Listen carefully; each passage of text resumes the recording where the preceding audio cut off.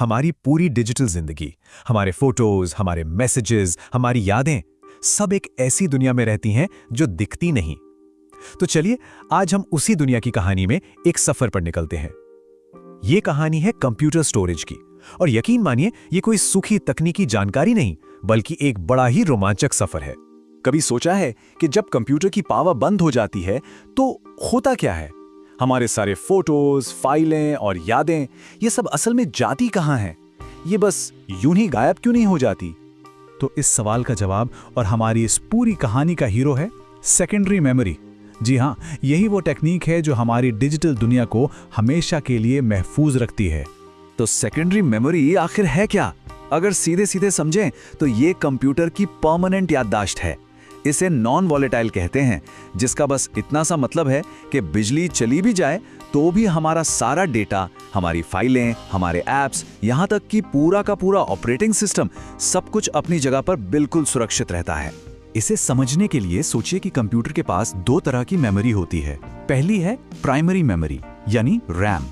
ये कंप्यूटर का work bench है, बहुत तेज मगर टेम्परेरी। जैसे ही पावर बंद, ये पूरी तरह खाली हो जाती है।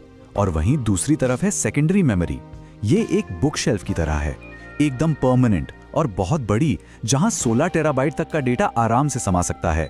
हाँ, रैम के मुकाबले ये थोड़ी धीमी जरूर होती है, क्योंकि सीपीयू को कोई भी फाइल इस्तेमाल करने से पहले उसे इस बुक शेल्फ से उठाकर अपने वर्क बेंच पर लाना पड़ता है। चलिए अब इस सफर के पहले पड़ाव पर चलते हैं, मैग्नेटिक स्टोरेज का जमाना। ये वो दौर था जब डेटा को क्लिक और घूमने की आवाजों के बीच चुंबक की ताकत से सहेजा जाता था।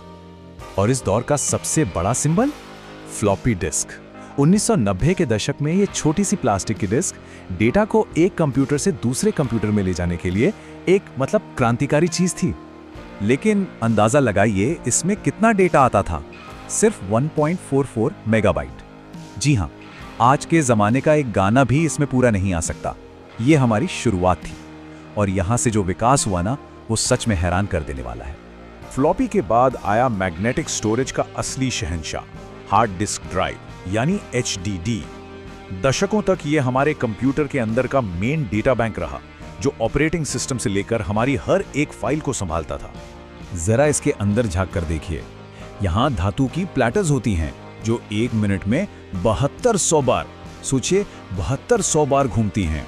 और एक छोटी सी आर्म पर लगा रीड राइट हेड इन घूमती प्लेटर्स के ठीक ऊपर तैरता है और मैग्नेटिक तरीके से डेटा को पढ़ता और लिखता है।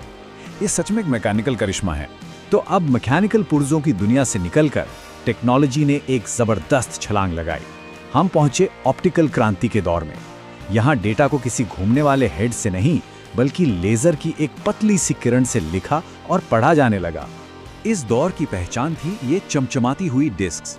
पहले आई कॉम्पैक्ट डिस्क यानी CD, फिर DVD और आखिर में हाई कैपेसिटी वाली ब्लू रे डिस्क। म्यूजिक, फिल्में, सॉफ्टवेयर, सब कुछ इन्हीं के जरिए हम तक पहुंचता था।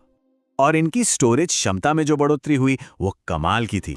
सोचिए, एक CD पर जहां 700 MB में एक म्यूजिक एल्बम आ जाता था, वहीं DVD ने 4.7 GB के साथ पूरी की पूरी फिल्म स्टोर करना मुमकिन कर दिया।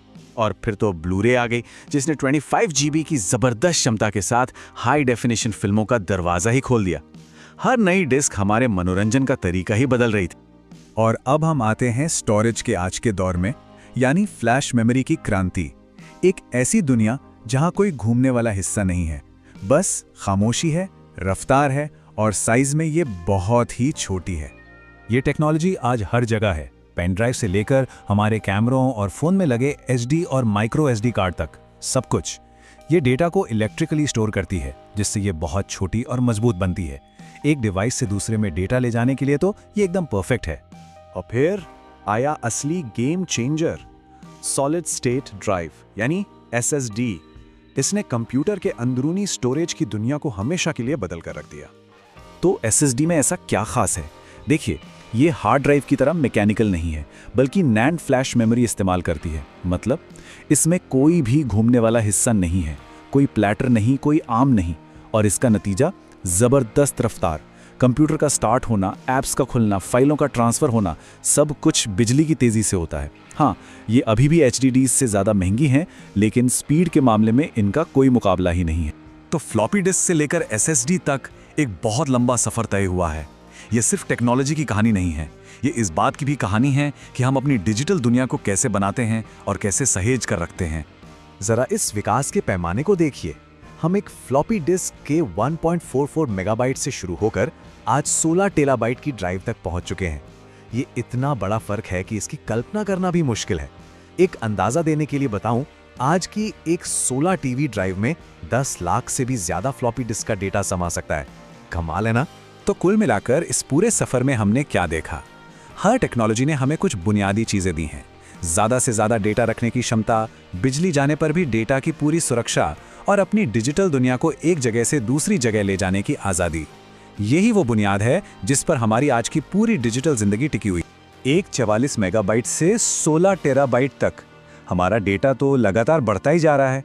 तो अब सवाल ये उठता है कि अगली स्टोरेज क्रांति कैसी दिखेगी? क्या हम DNA में डेटा स्टोर करेंगे या कुछ ऐसा होगा जो अभी हमारी कल्पना से भी परे हैं?